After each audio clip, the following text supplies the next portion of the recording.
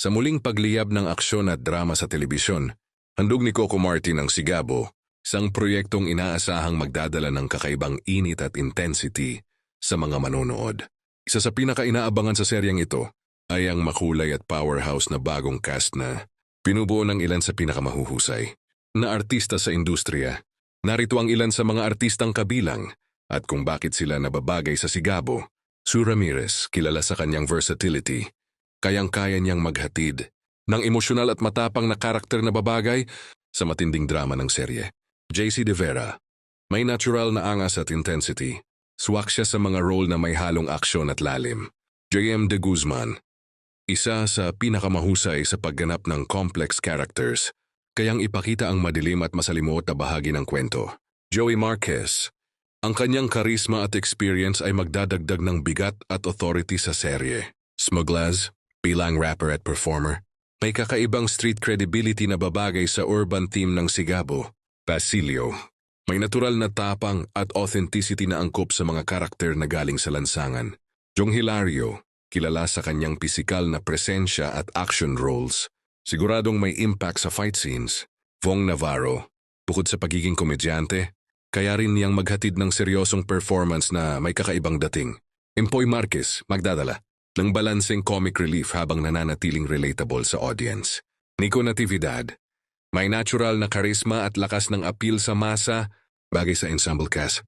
Rufa May Quinto, ang kanyang bold personality, ay siguradong magbibigay kulay at entertainment sa serye. Eddie Gay, isang iconic performer na kayang magdala ng uniqueness at humor sa kwento.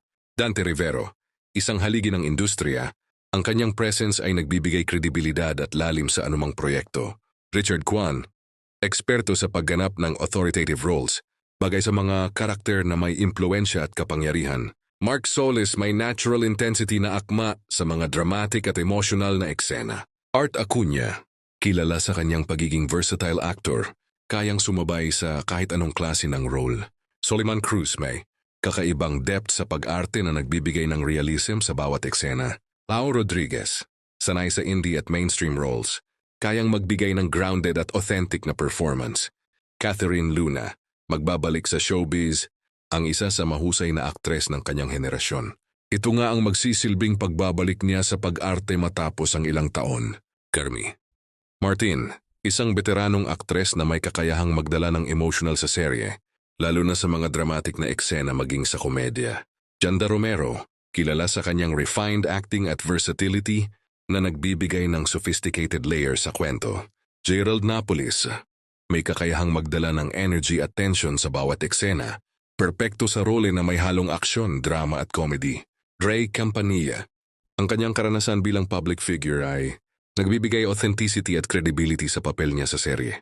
Gerdo Versosa, isang mahusay na aktor na may commanding presence, kayang maghatid ng intensity sa mga seryosong eksena. Ryan Martin, versatile at maabilidad, kaya niyang sumabay sa mabilis at emosyonal na pacing ng kwento. Cedric Juan, bagong muka na may malaking potensyal, nagdadala ng fresh energy at dinamismo sa ensemble cast.